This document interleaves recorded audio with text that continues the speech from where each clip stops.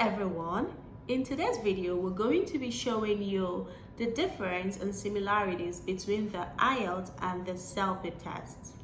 Recently, we've got a lot of students asking in confusion which test to take. CELPIP, IELTS, CELPIP, IELTS. Is that you? Maybe, maybe not. For some of you, this is probably the first time you're going to be hearing about the CELPIP test. Don't worry, we'll go into more details a bit later. Now, what is the difference between the IELTS and the CELPIP test? Which test should I take?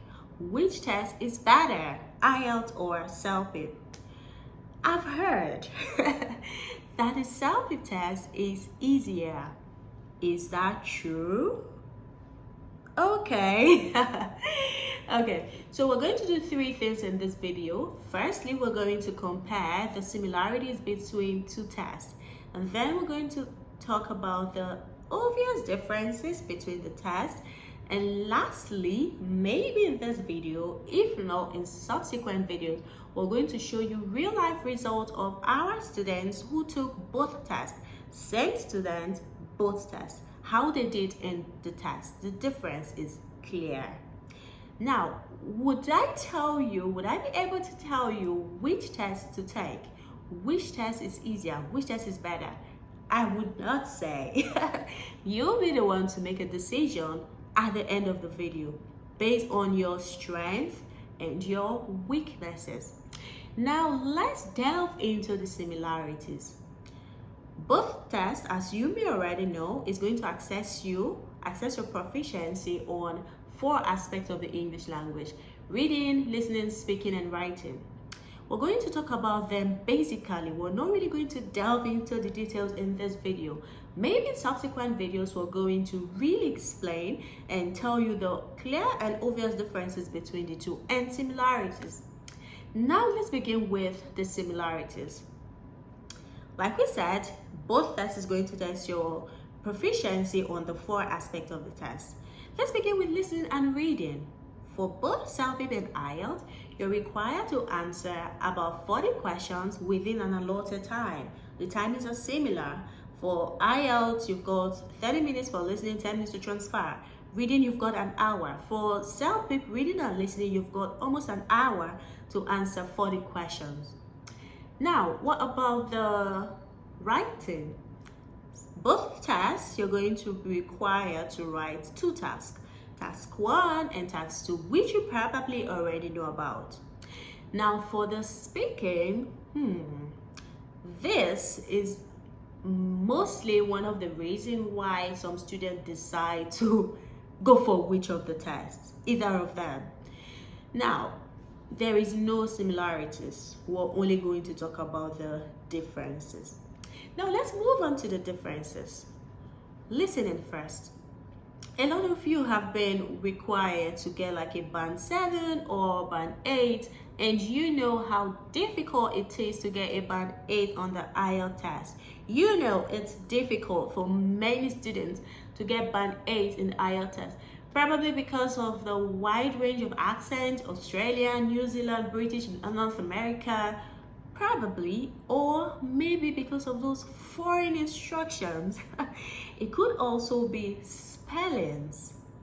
Now, the good news is when it comes to the listening, CELPIP is easier.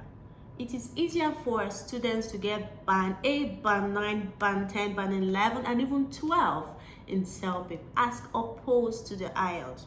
Now, for the listening, all the questions are the same. They are multiple choice in the drop-down menu. You do not have to worry about spelling. Many students who have issues with spelling or cannot even understand the foreign accent, it's difficult for them to even understand what they hear. How more so to spell it? You don't have to worry about spelling. Like we said, they are all in multiple choice in the drop-down menu. Although it has some really challenging parts, like when it gets to the part on video or the really lengthy recording, but experience from what we've seen, real life examples have shown that it is better as opposed to the IELTS. Now, in your reading, another difference between the both tests is for reading, just like the listening, all the questions are in the same format. Multiple choice in the drop-down menu, only 4 sections. 4 sections, you don't have to worry about the different types of reading. Multiple choice, diagrams. Should I start counting? 9 of them, you know them. We don't want to go into details. 4 sections, yes, just like the IELTS, it gets difficult as it progresses, but it is still better for people who have issues with spellings. Now let's move on to writing.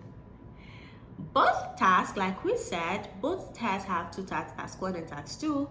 For the CELPIP, task 1 is an email. More than right? A lot of us write emails every day. In fact, COVID makes sending of emails even more popular because so many people are working from home. You write emails, respond to an email, or you write an email for your task 1, and you're required to write 150 words in the allotted time, which is 27 minutes.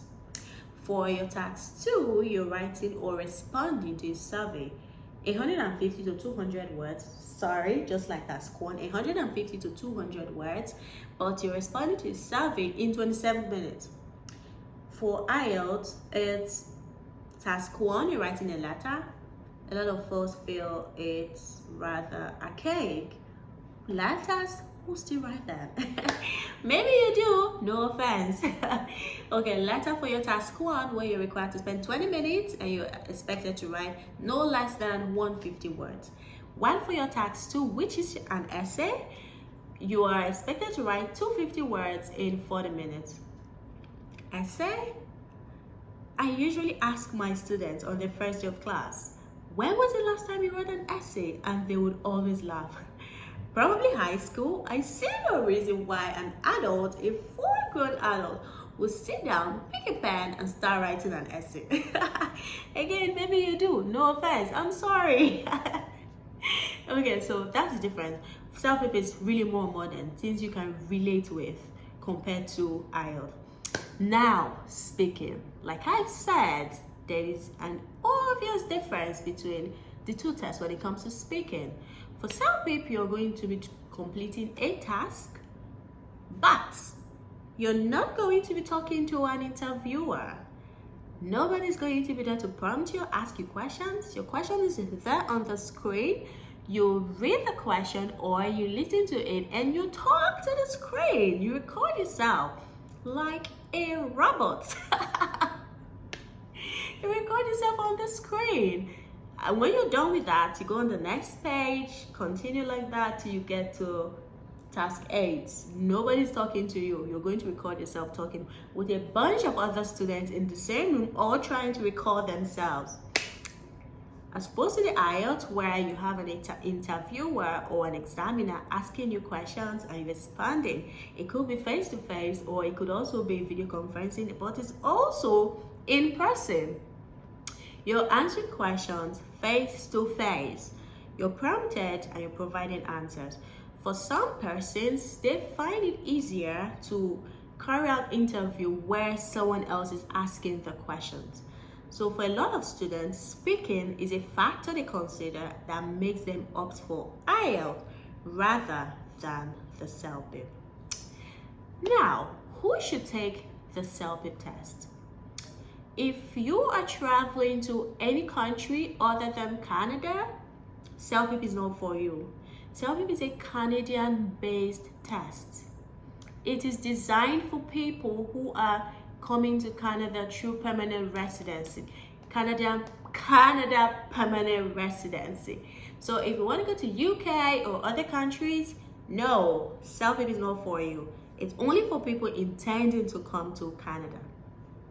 Another beautiful thing about the CELPIP test is it's based on everyday Canadian life. How life is in Canada on a daily basis. So if you're already used to life in Canada, listening, easy peasy, you might be able to guess the answers even before you listen to the audios. Writing, it's easier for you to know the right tone, the right choice of words to use. It's easier for you. Also, when it comes to pricing, which one is cheaper? Which one is more expensive?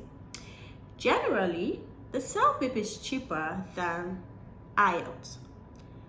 Generally, it's cheaper than the IELTS. It costs about 235 Canadian dollars. However, it depends on the country where you live. For example, we've got a lot of students from Nigeria and India and some other countries. If you live in a country where you don't have access to pay in dollars, then it becomes more expensive, especially for my Nigerian student. It becomes really more expensive because you have to pay in dollars using the buyer market. Maybe I see good news coming on the way where you could pay for the test using your local currency, but until then, for now, it's now more expensive than CELPIP unless you're going to pay in dollars, which makes it a bit easier. Now let's move on to real life experiences or real life testimonies, as some of my friends would call it. Same students who took CELPIP and IELTS, different results. Same students, different result. What are the difference? I'm going to display it on the screen right now so you see the difference. You should be able to compare and you will be able to make your decision. So I hope this video has really been helpful to you. If you've got any question you want to ask, I know you definitely have a lot of questions. This is just like scratching the surface. If you got questions to ask, please send us on the comment section, or you could send us a DM on Instagram, speakfluentwithjeay, or if you want to send us an email, you could use speakfluentwithjeay@gmail.com. Whichever way you want to reach out to us. We're going to answer your questions and guide you on which test to take. Bye, everyone.